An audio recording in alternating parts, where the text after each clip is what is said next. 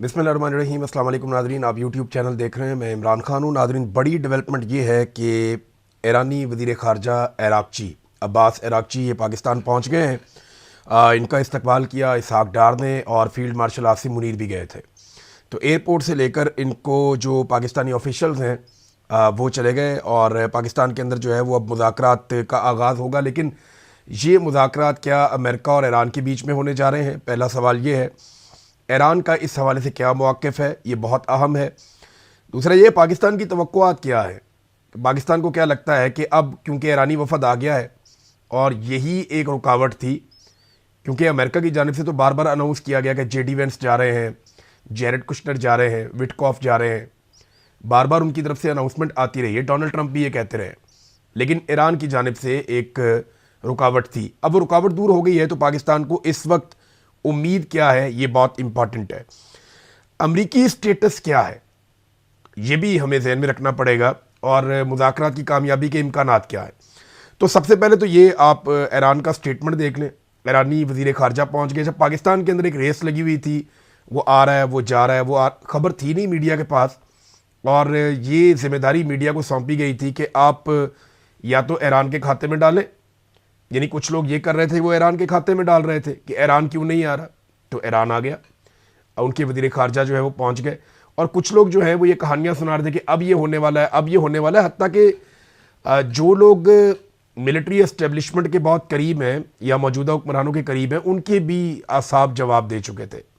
बहुत सारे ऐसे लोगों ने कहना शुरू कर दिया कि खुदा का वास्ता, अगर मुज़ाकरात नहीं हो रहे तो इस्लामाबाद ही खोल दें आप। कम से कम आपने हुर्मुज़ खुलवाने के चक्कर में आपने इस्लामाबाद और रावलपिंडी बंद किया हुआ है।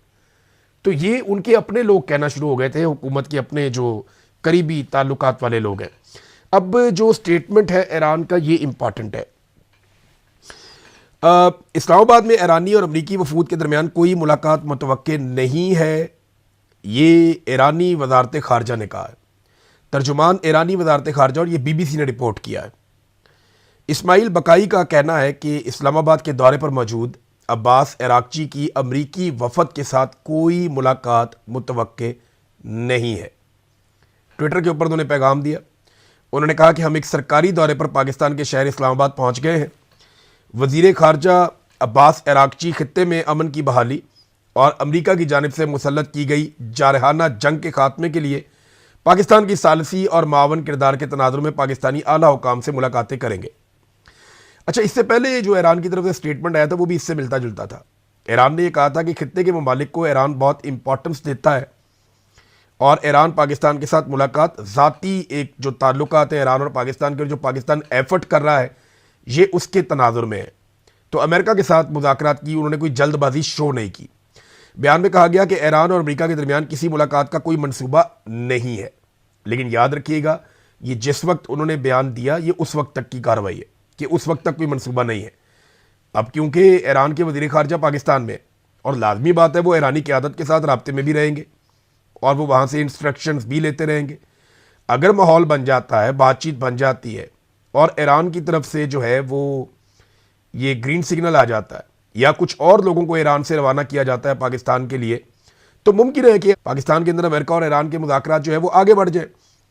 इससे पहले पाकिस्तान के वज़ीर ख़ारजा ने एक ट्विटर के ऊपर पोस्ट करते हुए बताया था कि उन्होंने इस्लामाबाद में अराग़ची का इस्तकबाल किया है और इलाकाई अमन और इस्तेहकाम के लिए बाहमी रवाबित के मुंतज़िर हैं। ये जनाब स्टेटमेंट जो छपा है, ये BBC के ऊपर छपा है। तो ये ईरान का एक ऑफिशियल मौक़िफ़ है कि वो अमेरिका के साथ मुज़ाकरात के लिए नहीं आया, वो आया है पाकिस्तान के साथ बातचीत करने के लिए और इसी जंग बंदी के तनाज़ुर में बातचीत करने आया। देखिए, एक चीज़ हमें समझनी पड़ेगी कि न्यूयॉर्क टाइम ने भी ये दावा किया है और ईरानी क़यादत के हवाले से किया है। ईरानी क्योंकि ये समझते हैं कि जब तक आबना हुर्मुज़ की सराउंडिंग में अमेरिका नाकाबंदी जारी रखेगा, ईरानी बंदरगाहों की और पूरे समंदर की, जिसे आप पर्शियन गल्फ़ कहते हैं या जिसे आप गल्फ़ ऑफ ओमान और उसके बाहर वाले जो एरियाज़ है, अगर समंदर के इन पानियों में अमेरिका एक नाकाबंदी जारी रखता है तो इसको ईरान ने एक्ट ऑफ वॉर करार दिया कि ये जंग का एक कदम है जो अमेरिका ने उठाया हुआ। तो इस बीच में फिर बातचीत नहीं हो सकती, बराह रास्त मुज़ाकरात नहीं हो सकते। हम बिलवास्ता मुज़ाकरात हो सकते हैं जो पाकिस्तान के ज़रिए हो सकते हैं, दीगर ममालिक के ज़रिए हो सकते हैं। अब यहाँ पे ये खबर भी आई है ईरान की जानिब से, जो उनकी सरकारी मीडिया एजेंसीज हैं, उन्होंने ये दावा किया कि ईरानी जो वफद है ये 2 और जगह पे भी जाएगा। एक ये ओमान में जाएंगे और एक ये जाएंगे मॉस्को में। ओमान का जो दारुल हुकूमत है मस्कत और रूस का जो दारुल हुकूमत है मॉस्को, इन 2 जगह पे भी जाएंगे और इन 2 ममालिक के साथ भी वो बातचीत करेंगे। अब लाजमी बात है ये बातचीत सारी की सारी आबना हुरमुज़ के हवाले से है और जो खित्ते में कशीदगी है उसके हवाले से है। तो ईरान जो अपने इत्तेहादी हैं या आसपास जो ममालिक हैं वो उनके साथ अपना रिलेशन ख़राब नहीं करना चाहता इस जंग के तनाजुर में। अच्छा जी, अब 2 बंदे फौरी तौर पे अमेरिका की तरफ से जो रद्दमल आया वो रद्दमल ये है कि स्टीव विटकॉफ और जेरेड कुशनर को फौरी तौर पे, आज हफ्ता है तो हफ्ते की सुबह जो है वो अमेरिका से उनको रवाना किया जा रहा है और वो आएंगे मुज़ाकरात करने के लिए ईरानी वफ्द के साथ। अब ये 2 लोग जो हैं इनके बारे में मैं आपको एक क्लियर बात कर दूं, इनके स्टेटमेंट्स आप उठाकर देख लें। अव्वल तो ये दोनों जो हैं वो जिस लेवल के लोग हैं, इनमें एक तो बहुत बड़े बिल्डर है स्टीव विटकॉफ, ये कंस्ट्रक्शन इंडस्ट्री के अंदर बहुत बड़ा नाम है, डोनाल्ड ट्रंप के दोस्त हैं ज़ाती नौइयत के, और इन्हें इस रीजन के अंदर लगाया गया है और वो कारोबार भी साथ करते हैं, उनकी फैमिली भी कारोबार करती है। और ये अमेरिका से ज़्यादा स्टीव विटकॉफ को ये तासुर है कि ये इसराइल के मफादात के ज़्यादा करीब है। और यही बात जेरेड कुशनर के बारे में भी की जाती है। जेरेड कुशनर के ऊपर एक अमेरिका में इंक्वायरी की बात भी चल रही है कि सेनेट उनके खिलाफ इंक्वायरी करेगी कि अरब ममालिक में मुज़ाकरात के साथ साथ जेरेड कुशनर कैसे मफादात के टकराव के तहत उनसे पैसा वसूल कर सकते हैं। ये सारी चीज़ें चलती रहेंगी। बहरहाल ये 2 लोग जो हैं ये अमेरिका से ज़्यादा इसराइली नुमाइंदा होने का इनका तासुर है। जेडी वेंस कब आएंगे ये डिपेंड करता है कि ईरान के साथ मामला कहाँ तक आगे बढ़ते हैं। और क्या डोनाल्ड ट्रंप आएंगे, ये पाकिस्तान को एक आसरा दिया गया है। मैं आपको कैटेगोरिकली ये बात कह रहा हूँ कि पाकिस्तान के हुक्मरान ये बात कह नहीं रहे क्योंकि वो कहकर शर्मिंदा होना नहीं चाहते। उन्होंने इसको एक सरप्राइज़ के तौर पर रखा हुआ है और ये एक जैकपॉट है जो उनका लग सकता है। उन्हें यह आसरा दिया गया है अमेरिकी इंतजामिया की जानिब से कि आप जोर लगाएं, पूरी कोशिश करें, अमेरिका को आप एक अच्छी डील लेकर दें ईरान के साथ और ट्रंप की एक अच्छी फेस सेविंग हो जाए और पाकिस्तान अगर ट्रंप की गुड बुक में आता है तो ये आसरा इनको दिया गया है कि डोनाल्ड ट्रंप इस्लामाबाद में लैंड कर सकते हैं। और अगर वो इस्लामाबाद आएंगे, चंद घंटों के लिए भी आ जाएं, अगर 2 घंटों के लिए भी आ जाएं, तो ये पाकिस्तान के लिए, क्योंकि देखिए डोनाल्ड ट्रंप ने एक दौरा चाइना का भी करना है अभी फ्यूचर में, और जब वो यहाँ पे आएंगे पाकिस्तान में डोनाल्ड ट्रंप, तो बहुत सारे मामला तब तक तय हो चुके होंगे। तो पाकिस्तान को इस बात की उम्मीद है कि डोनाल्ड ट्रंप इस्लामाबाद का दौरा कर सकते हैं या कम से कम जेडी वेंस तो ज़रूर वापस आ जाएंगे अगर पाकिस्तान कामयाब हो जाता है। तो पाकिस्तान ये चाहता है कि जंगबंदी के अंदर तोसी हो जाए और ट्रंप की गुड बुक्स के अंदर पाकिस्तान रहना चाहता है। लेकिन एक बात ना सबको ज़ाती मफादात से बालातर होकर सोचनी पड़ेगी कि पाकिस्तान के लिए एक ताकतवर ईरान ज़रूरी है। ये बात पाकिस्तान की मिलिट्री एस्टेब्लिशमेंट भी समझती है। एक कमज़ोर ईरान पाकिस्तान के लिए मुसीबत बन जाएगा मुस्तकबिल में, क्योंकि अगर ईरान के अंदर अनारकी होगी, हालात ख़राब होंगे, वहाँ कोई स्टेबल गवर्नमेंट नहीं होगी, कंट्रोल नहीं होगा, तो आपके बलूचिस्तान के अंदर हालात ख़राब होंगे और फिर इंडिया और इसराइल की दोस्ती आप जानते हैं अच्छी तरह। अगर ये बात एस्टेब्लिशमेंट के दिमाग में है और वो ये जानते हैं और अगर वो इसके तनाजुर में चीज़ें कर रहे हैं तो वो सही कदम आगे बढ़ा रहे हैं कि ईरान एक मजबूत मुल्क के तौर पे पाकिस्तान को सूट करता है, एक कमज़ोर ईरान पाकिस्तान को सूट नहीं करता। लेकिन दूसरी तरफ हमें याद रखना है कि अगर जंग दोबारा शुरू होती है, लड़ाई बढ़ जाती है, जिसके इम्कानात उतने ज़्यादा नहीं है, लेकिन अमेरिका जिस तरह हथियार इकट्ठे कर रहा है इस तरह इस रीजन में पहले हथियार नहीं पहुँचे। अमेरिका के कौन कौन से जो बहरी बेड़े हैं वो यहाँ पे आ गए हैं, इसकी पूरी तफसीलात मेरे पास मौजूद है। मैं इसको आज स्टडी कर रहा था, मैंने ये सारा रिकॉर्ड निकाला है कि किस तरीके से अमेरिका ने बड़े पैमाने पे अपने हथियार यहाँ पे पहुँचाए। बहुत सारे हथियार अमेरिका के, यानी अब्राहम लिंकन वहाँ पे उनका बहरी बेड़ा पहुँच गया है, ये जेरल्ड आर फोर्ड यहाँ पे पहुँच गया है, फिर USS जॉर्ज H.W. बुश यहाँ पे पहुँच गया है, फिर FS चार्ल्स डिकॉल यहाँ पे पहुँच गया है, फिर जो अरेबियन सी है वहाँ पे USS ट्रिपोली है और USS बॉक्सर भी यहाँ पे रास्ते में है जो वेस्ट पैसिफिक की तरफ से आ रहा है। फिर मिस्ट्रॉल है, FS मिस्ट्रॉल, ये मशरकी मेडिटेरेनियन सी के अंदर है। फिर एक और बेड़ा भी है। तो अमेरिका के लगभग 8 बहरी बेड़े जो है वो इस रीजन के आसपास या इन्हीं पानियों के अंदर इस वक्त मुतहर्रिक हैं। और याद रखिएगा, ये एक बहरी बेड़े को चलाना, उसे कंट्रोल करना, ये मुल्कों को चलाने जितना पैसा इसमें लगता है। कभी इसके ऊपर डॉक्यूमेंट्रीज बनी हुई हैं कि अमेरिकन बहरी बेड़े कैसे काम करते हैं। एक एक बेड़े के ऊपर जो है वो 70-70 फाइटर जेट्स मौजूद हैं और दीगर जासूसी तैयारे और ड्रोन्स और बेशुमार चीज़ें। हज़ारों की तादाद में लोग होते हैं, किचन के अंदर ही सैकड़ों लोग काम कर रहे होते हैं। इसके ऊपर बड़ी ज़बरदस्त डॉक्यूमेंट्रीज हैं, मैंने देखी हैं। बहरहाल ये अमेरिका अपनी जंगी तैयारियां भी बहुत बड़े पैमाने पे कर रहा है। जंग शुरू होती है तो पाकिस्तान के लिए न्यूट्रल रहना मुश्किल हो जाएगा, क्योंकि पाकिस्तान ने अभी सऊदी अरब से पैसा पकड़ के यूएई को दिया है, और अगर सऊदी अरब ने खुदा न खास्ता पैसा मांगा तो वो पैसा इतना ज़्यादा है कि पाकिस्तान वो अदा नहीं कर पाएगा। और दुनिया में और कोई ऐसा मुल्क शायद अब मौजूद नहीं है जो सऊदी अरब को पैसा वापस करने के लिए पाकिस्तान को पैसा दे दे। तो हमारे लिए कोई और रास्ता बचेगा नहीं। तो पाकिस्तान के लिए एक तो मजबूत ईरान ज़रूरी है कि ये जंगबंदी कायम रहे, और दूसरा पाकिस्तान के लिए ज़रूरी है कि ये जंग हो ही ना, वरना पाकिस्तान को इसका हिस्सा खुदा न खास्ता बनना पड़ जाएगा। अब सूरत हाल को जरा आप समझिए कि अमेरिका और इसराइल में जो सबसे बड़ा तनाज़ा है वो हथियारों का है, एटॉमिक हथियारों का है। ये मसला नया नहीं है, इसकी तारीख 3 दहाइयों से भी ज़्यादा पुरानी है। इतना पुराना मसला कि वंस फॉर ऑल अभी हल हो जाएगा तो मुझे नहीं लगता। एक बड़ी शानदार डील की थी जिसकी यूरोप भी बहुत तारीफ करता है। अभी कब्रस के अंदर कुछ मुज़ाकरात हो रहे हैं, वहाँ पे मुख्तलिफ ममालिक मौजूद हैं जिनमें यूरोपीय ममालिक के अलावा यूरोपीय यूनियन के ममालिक हैं, उनके अलावा वहाँ पे 2-3 जो हैं वो खित्ते के और ममालिक हैं, खलीजी ममालिक। ये जब बात कर रहे हैं तो वहाँ तारीफ़ की गई, यानी दूसरे ममालिक इसके अंदर जो हैं उनमें मिस्र, शाम और लबनान है। तो वहाँ जो बराक ओबामा ने 2015 में मुआहदा किया था ईरान के साथ, जौहरी मुआहदा, उसकी तारीफ़ की गई। लेकिन डोनाल्ड ट्रंप ने आने के बाद जब पहली इनको हुकूमत मिली 2016 में, तो वो मुआहदा इन्होंने ख़त्म कर दिया था, उस पर काफ़ी तनकीद भी हुई थी। बहरहाल ये मसला पुराना है हथियारों वाला, ये नया नहीं है और ये फ़ौरन हल भी नहीं होगा। इस वक्त जो सबसे अहम देरीना मसला है जो फ़ौरन हल तलब है वो है आबनाए हुर्मुज़ का, और इस पर बहुत ज़्यादा दबाव भी है। अमेरिका के लिए बड़ी शर्मिंदगी वाली बात है, यानी अमेरिका की बेइज्जती हो रही है और कुछ लचक थोड़ी बहुत दिखानी पड़ेगी, ईरान को कुछ लचक दिखानी पड़ेगी, अमेरिका को। तो ये मसला हल तो हो सकता है, लेकिन इसका फौरी हल अब ऐसा कोई दिखाई इसका भी नहीं दे रहा, क्योंकि वहाँ बारूदी सुरंगें, अमेरिका कहता है 6 महीने तो लग जाएंगे उनको साफ़ करने में, और इस बीच में जो अमेरिका का तेल है वो बिकता रहेगा। देखिए, अमेरिका के लिए कोई माली नुकसान नहीं हो रहा, अमेरिका वहाँ से अपना तेल बेच रहा है। वेनेजुएला में उनकी कंपनियों ने कंट्रोल किया हुआ है, उनका अपना तेल खासा अच्छा अमेरिका का निकलता है, वो वहाँ पे जहाज़ों को भर भर के टैंकर्स को रवाना कर रहे हैं, और डोनाल्ड ट्रंप ने इसके बारे में दावा भी किया। तो अमेरिका का तेल बिक रहा है, लेकिन गल्फ ममालिक के ऊपर दबाव बढ़ रहा है और अरब ममालिक ख़ास तौर पे काफ़ी दबाव में है। अब जो यूरोपीय ममालिक है उन्होंने कहा जी अगर अमेरिका का और ईरान का कोई अच्छा मुआहदा हो जाता है तो इस सूरत में हम भी ईरान के ऊपर जो कुछ सख्तियाँ उनको नरम कर देंगे।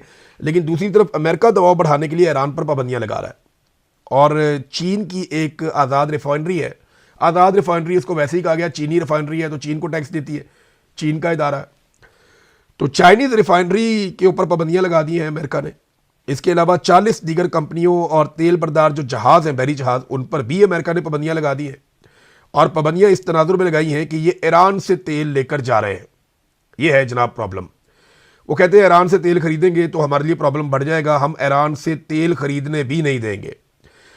अब एक बात हमें और ज़हन में रखनी पड़ेगी इन मुज़ाकरात के हवाले से कि अगर यूरोप या नेटो के मुमालिक अमेरिका के साथ खड़े हो जाते ना तो पाकिस्तान को इतनी रेलिवेंस मिलती ना। वजह यह है कि फिर अमेरिका जंगबंदी से ज़्यादा इस मामले को किसी और तरफ लेकर जाता और दबाव डालकर इन चीज़ों को किसी और तरीके से हैंडल करता। लेकिन अमेरिका को आलमी सतह पे वो दबाव वो डाल नहीं पाया, आलमी सतह पे उसको उस किस्म की हमायत मिली नहीं, ख़ासतौर पे यूरोपीय ममालिक से। पहले डोनाल्ड ट्रंप जो है वो यूरोपीय ममालिक और नेटो के जो ममालिक हैं उन सारों को बुरा भला कहते थे, लेकिन अब मैं देख रहा था कि पीट हेग्सेथ ने भी इसी किस्म के स्टेटमेंट्स दिए हैं। अच्छा, पीट हेग्सेथ ने एक अजीबोगरीब स्टेटमेंट दे दिया, वो मैं आपके सामने ज़रूर रखना चाहता हूँ।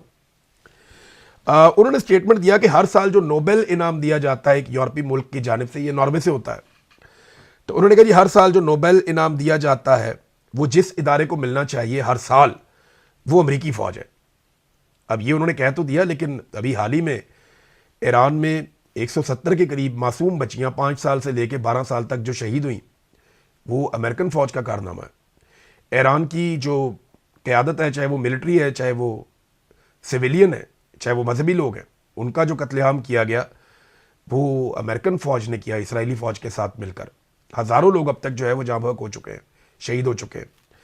इसके अलावा मैं आपको ये बता देता हूं कि 9/11 के बाद से लेकर अब तक ये अलग अलग रिपोर्टें हैं। कुछ रिपोर्टें जिन्हें अमेरिका मानता है, कुछ रिपोर्टें जिन ममालिक में लोगों की जाने गई हैं वो मानते हैं, कुछ रिपोर्टें अक़वाम मुत्तहिदा मानता है, कुछ रिपोर्टें आज़ाद ज़राए से, हर एक की अपनी अपनी रिपोर्ट है। लेकिन अलग अलग किस्म की रिपोर्टों को अगर आप इकट्ठा करें तो जो इराक के अंदर अमेरिका ने जंग लड़ी है ना, 2005, 6 और 7 के अंदर जो डाटा आया वो डाटा ये बताता है कि अलग अलग तादाद है। कोई ये कहता है कि 10,33,000 इराक के अंदर लोग मारे गए, शहीद हो गए, और इसमें अमरीकी फौजी भी बहुत बड़ी तादाद में मारे गए थे। जो लड़ाका लोग हैं वो भी मारे गए थे, इराकी फौजी भी मारे गए थे। और फिर इसमें एक तादाद जो बताई जाती है वो 2.4 मिलियन भी बताई जाती है, यानी 24 लाख तक लोग वहां पे मारे गए। लीबिया की लड़ाई में, यमन की लड़ाई में, सोमालिया की लड़ाई में, शाम की लड़ाई में लाखों लोग मारे गए, और ये लड़ाइयां अमेरिका ने की हैं। अफगानिस्तान के अंदर जो अमेरिका ने जंग शुरू की थी, उस जंग के अंदर अब तक की जो इंफॉर्मेशन है उसमें 2 अलग अलग डेटाज हैं। अफगानिस्तान के अंदर सिर्फ जो बताया जाता है 9.5 लाख अफगानी जो है वो शहीद हो गए, इस लड़ाई की नजर हो गए, जबकि पाकिस्तान के अंदर भी 1 लाख के करीब शहरी जो है वो शहीद हुए। अब अलग अलग डाटा है। फिर अबू गरीब जेल आप देख लें, उसकी जो स्टोरीज हैं, जो ग्वांतानामो बे की स्टोरीज हैं, इन सारों को आप इकट्ठा करें तो अमेरिकन फौज का कैसे बनता है अमन का नोबेल इनाम लेना। अभी तो ट्रंप को नहीं मिला तो अमेरिकन फौज लेना चाह रही है अमन का नोबेल इनाम। बहरहाल ये एक स्टेटमेंट है, वो बढ़ा चढ़ा के बात करते हैं, अमेरिकन का अपना एक स्टाइल है, और वो बहुत गुस्से में है यूरोपीय ममालिक पर, और यूरोपीय ममालिक भी बहुत मुतहर्रिक हो गए।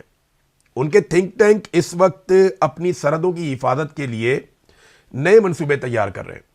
यानी जो अमेरिका के ऊपर उनका इन्हिसार है वो उसको अब कम करना चाहते हैं। अमेरिकन धमकियों के बाद या डोनाल्ड ट्रंप के रवैये के बाद उन्हें अंदाजा हो गया है कि अमेरिका में तो हुकूमतें बदलती रहेंगी, और अमेरिकन के अंदर ये सोच पैदा हो गई है, ये इसको अप्रिशिएट किया जा रहा है कि यूरोप पैसे खर्च नहीं करता, फौजी खर्च नहीं करता, और यूरोप का तहफ़्फ़ुज़ अमेरिका क्यों करे। तो अब यूरोप को अपना तहफ़्फ़ुज़ खुद करना पड़ेगा। यूरोप को खतरा किससे है? यूरोप का जो पहला खतरा जिसे वो समझते हैं वो रूस को समझते हैं। रशिया एक बहुत बड़ा खतरा है यूरोप के लिए, क्योंकि यहां से बॉर्डर लगता है वो सेंट्रल एशिया की तरफ से आता है। यूक्रेन जो है वो बिल्कुल यूरोप के बॉर्डर पे है।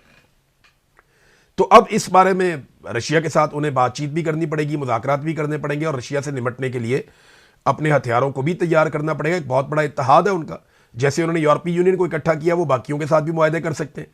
चाइना का उनको एक थ्रेट है हमेशा से, लेकिन चाइना का थ्रेट ऐसा नहीं कि बराह रास्त चाइना कोई हमला कर देगा। चाइना का थ्रेट कुछ इस तरह से है कि चाइना उनकी मईशत के ऊपर कंट्रोल कर लेगा। अब चाइना के साथ उन्हें बातचीत करनी पड़ेगी और अपने तजारती खसारे को कंट्रोल करना पड़ेगा। देखिए ना, चाइना की कुछ क्वालिटीज है, एक तो प्रोडक्शन बहुत तेज करता है, दूसरा उनकी कॉस्ट ऑफ प्रोडक्शन बहुत कम है, तीसरा चाइना की जो रसद है वो बहुत तेज है, वो बड़ी तेजी से अपना माल सप्लाई करता है पूरी दुनिया में। तो जब उसका माल पहुंचता है किसी मंडी के अंदर तो किसी और माल की गुंजाइश नहीं रहती।